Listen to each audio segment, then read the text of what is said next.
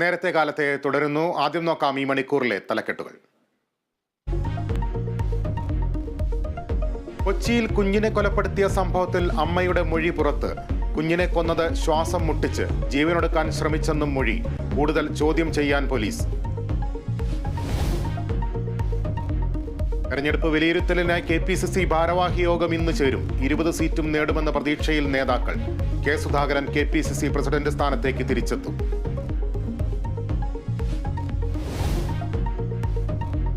Mayor Arya രാജേന്ദ്രനെതിരെ driver Yadu കോടതിയിലേക്ക്. മേയർക്കും MLA Sachin ദേവിനുമെതിരെ കേസെടുക്കണമെന്ന ആവശ്യം. Thiruvananthapuram first class magistrate കോടതിയിൽ കേസ് ഫയൽ ചെയ്യും.